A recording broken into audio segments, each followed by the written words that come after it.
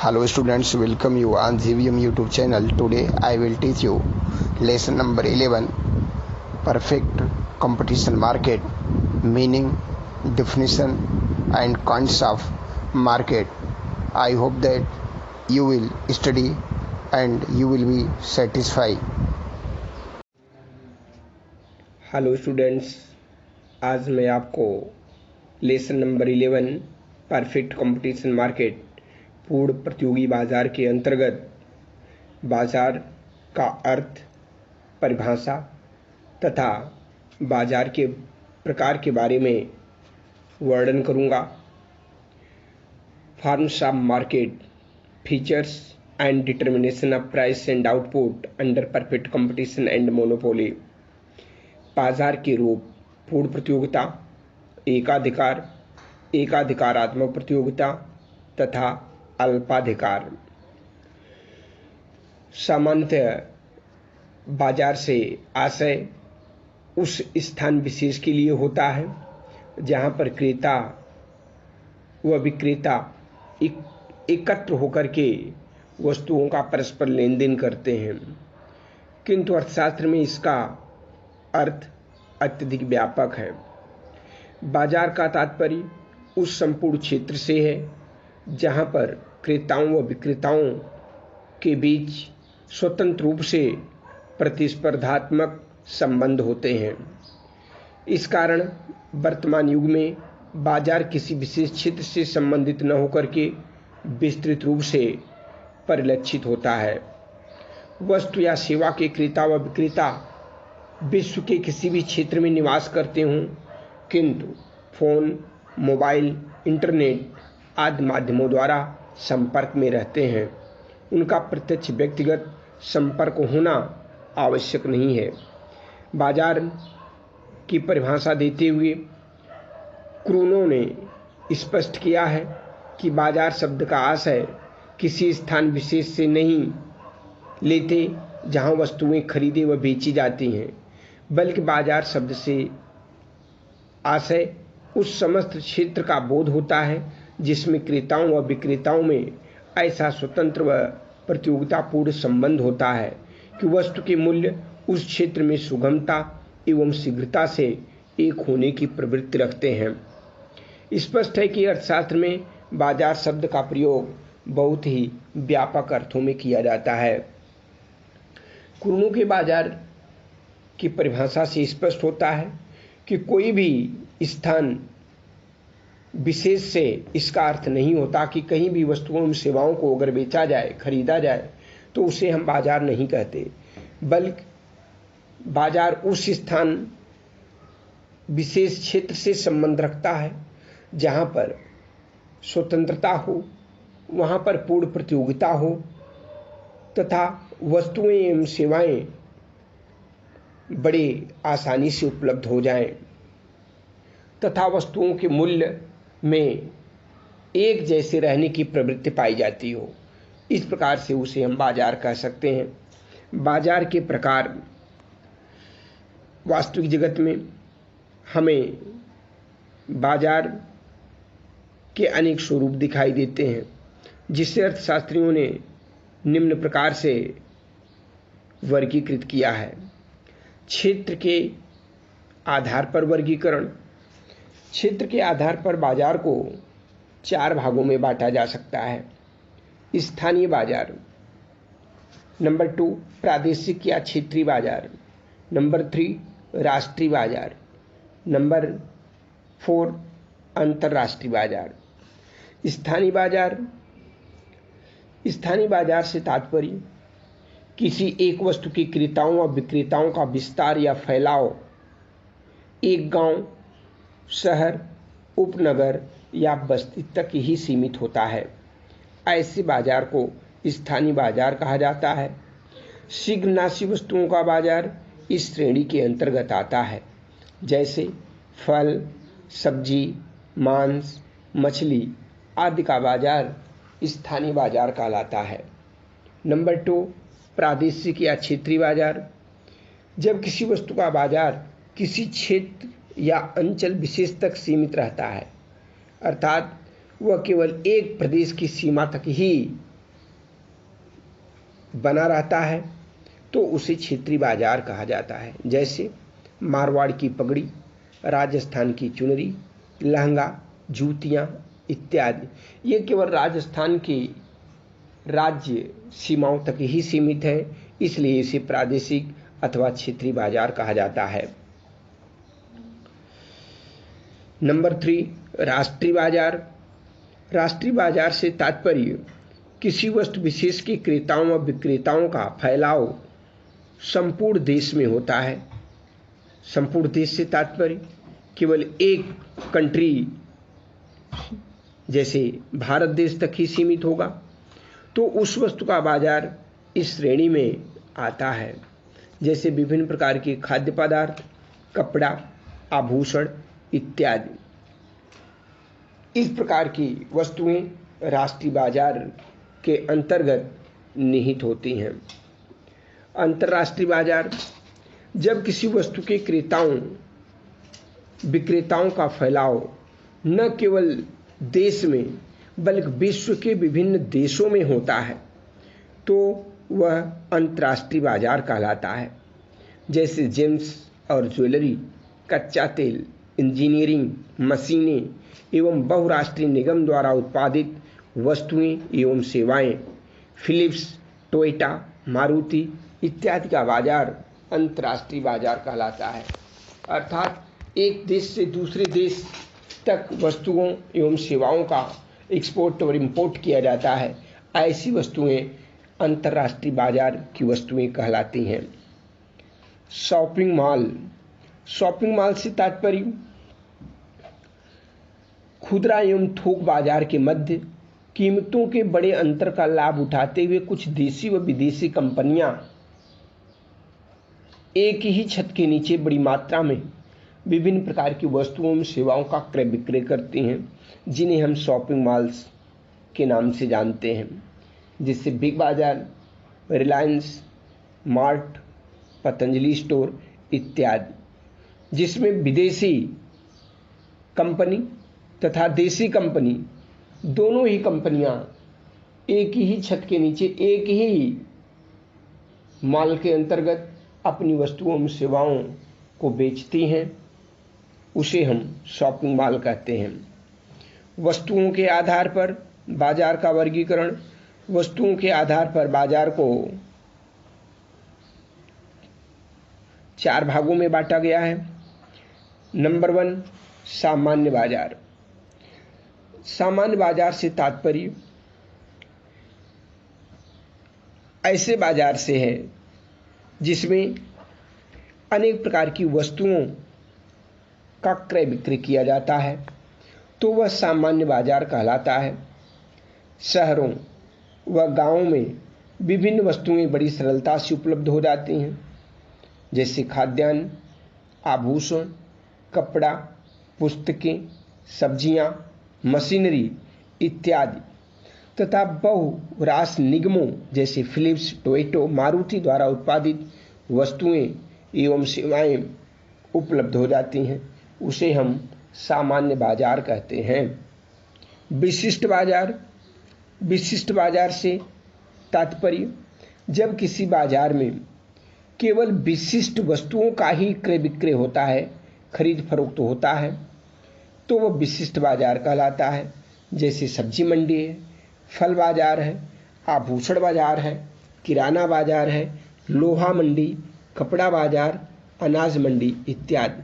ऐसे बाजारों में केवल वही वस्तुएं उपलब्ध होंगी जिसके लिए वह बाजार प्रसिद्ध है।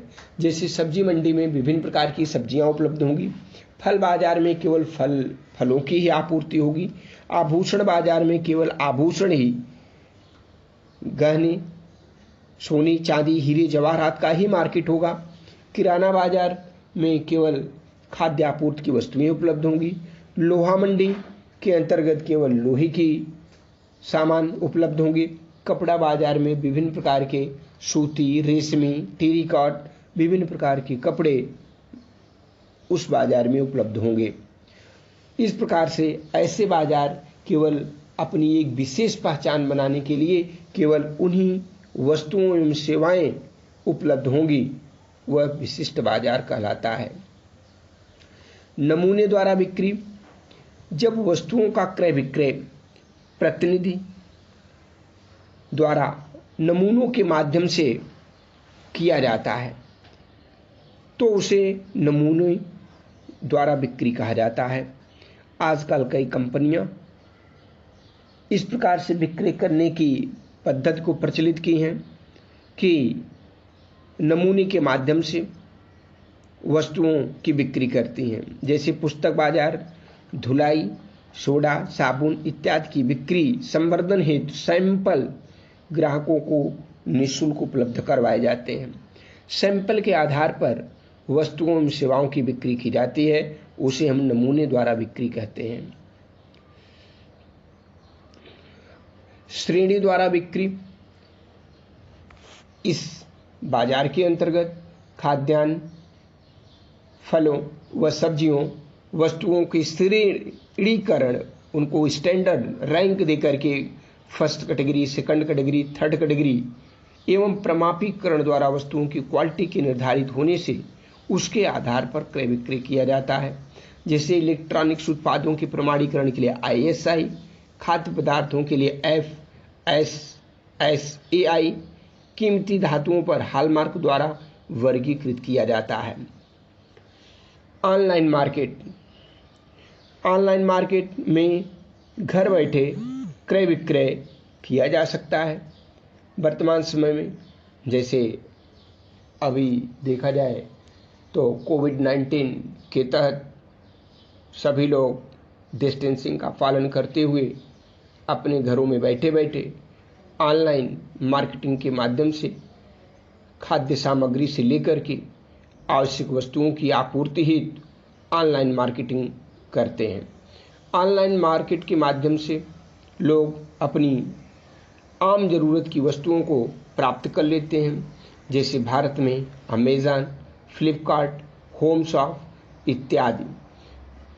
ऐसे ऑनलाइन मार्केटिंग के माध्यम से लोग घर बैठे विभिन्न प्रकार की आवश्यक वस्तुओं को खरीद सकते हैं तथा उसका ऑनलाइन भुगतान भी कर सकते हैं। बिक्री के आधार पर बाजार दो प्रकार के होते हैं, खुदरा बाजार तथा थोक बाजार। खुदरा बाजार से तात्पर्य रोज़मर्रा की सामान्य वस्तुओं तक ही सीमित है, छोटी छोटी मात्रा में क्रय विक्रय होता है। इस बाजार में बाजार भाव थोक बाजार की कीमतों से सामान्य रूप से अधिक होते हैं। उदाहरणार्थ जैसे मोहल्लों में स्थित किराने की दुकानें आदि, ऐसी दुकानों पर वस्तुओं का मूल्य थोड़ा अधिक होता है। थोक बाजार खुदरा बाजार के विपरीत थोक बाजार में वस्तुओं की मात्रा थोक भाव में खरीदी व बेची जाती हैं। इस कारण बाजार की सामान्य कीमतें कम होती हैं। प्रत्येक थोक बाजार में एक विशेष उत्पाद का क्रय विक्रय होता है, जैसे सब्जी मंडी है, फल मंडी है, लोहा, सीमेंट, हार्डवेयर इत्यादि। इस प्रकार के बाजार थोक बाजार कहलाते हैं। समयानुसार वर्गीकरण, किसी वस्तु की पूर्ति के समय के आधार पर बाजार को 4 भागों में विभाजित किया जा सकता है। समय के आधार पर बाजार को 4 भागों में बांटा जा सकता है। अति अल्पकालीन बाजार, अल्पकालीन बाजार, दीर्घकालीन बाजार तथा अति दीर्घकालीन बाजार। नंबर 1, अति अल्पकालीन बाजार। अति अल्पकालीन बाजार से तात्पर्य वस्तुओं को घटाया या बढ़ाया नहीं जा सकता, पूर्ति को कम या ज़्यादा नहीं किया जा सकता, क्योंकि हमारे पास इतना पर्याप्त समय होता ही नहीं कि हम वस्तुओं की पूर्ति को घटा बढ़ा सकें। लेकिन उसकी मांग में परिवर्तन हो सकता है, मांग में वृद्धि या कमी हो सकती है, लेकिन उसकी पूर्ति में कोई भी परिवर्तन नहीं होता। जैसे शीघ्र नाशक वस्तुएं अति अल्पकालीन बाजार कहलाती हैं, जैसे साग सब्जी, मछली, अंडे इत्यादि। अति अल्पकालीन बाजार को हम एक रेखा चित्र द्वारा स्पष्ट कर सकते हैं। रेखा चित्र में OX अक्ष पर वस्तुओं की मात्रा तथा OY अक्ष पर कीमत को दिखाया गया है। रेखा चित्र ए से स्पष्ट है कि डिमांड में मांग में परिवर्तन हो रहा है, जबकि वस्तुओं की पूर्ति स्थायी है। यस की पूर्ति रेखा है। डिमांड कर्व अर्थात मांग रेखा DD है, जो एक दूसरे को ई बिंदु पर काटती हैं। ई बिंदु जो है संतुलन का बिंदु है, जहां पर उत्पादक O की वस्तुओं की मात्रा का उत्पादन करेगा तथा OP कीमत पर वस्तुओं को बेचेगा तथा इसी ई बिंदु पर उपभोक्ता भी संतुष्ट होगा। वह OQ मात्रा खरीद करके OP कीमत जो है अदा करेगा। इस प्रकार से अति अल्पकालीन बाजार के अंतर्गत चूंकि पूर्ति में वृद्धि नहीं की जा सकती, इसलिए उसकी मांग में वृद्धि होती है। मांग में वृद्धि होने के परिणाम स्वरूप मांग वक्र DD से बढ़कर D1 हो जाता है।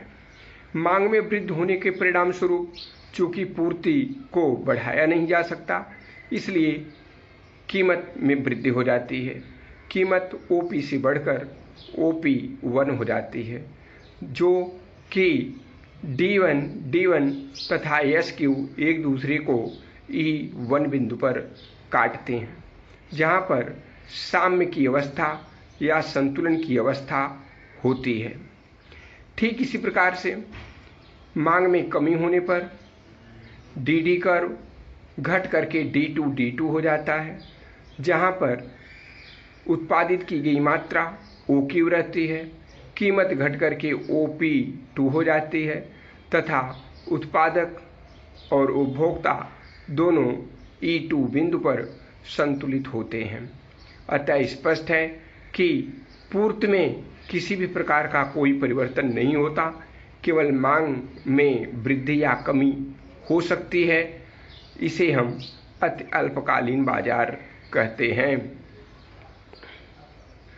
नंबर 2, अल्पकालीन बाजार। अल्पकालीन बाजार से तात्पर्य हमारे पास थोड़ा समय मिल जाता है, जबकि इसमें भी इतना समय कम होता है कि हम वस्तुओं की पूर्ति को बढ़ा नहीं सकते, लेकिन वस्तुओं की पूर्ति को बढ़ाने वाले साधनों में परिवर्तन किया जा सकता है।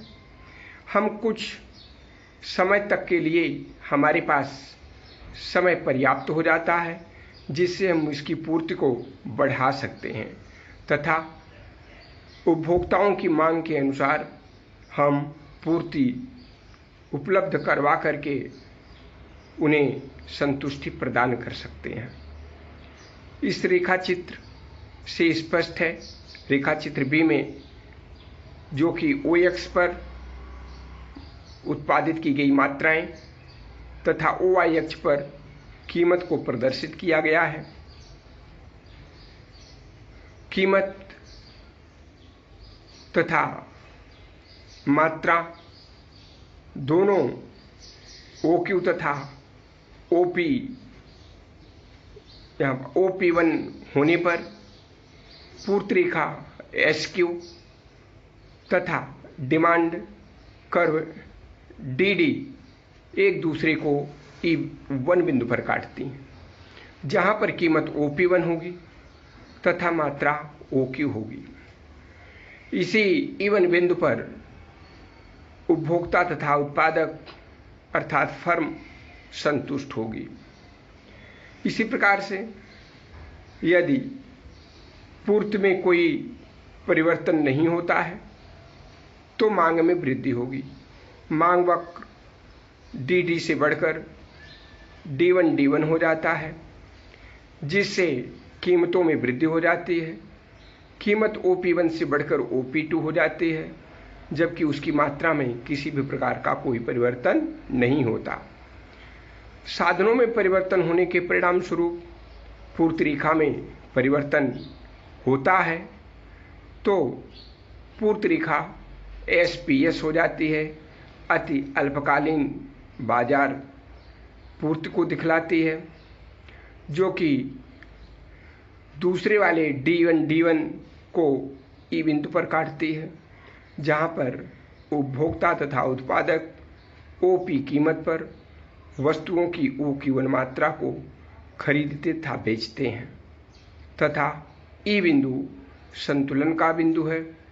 इस तरीके से हम कह सकते हैं कि अति अल्पकालीन बाजार तथा अल्पकालीन बाजार में जहां पर पूर्त रेखा तथा मांग एक दूसरे को काटते हैं, वहीं पर संतुलन की स्थिति होती है।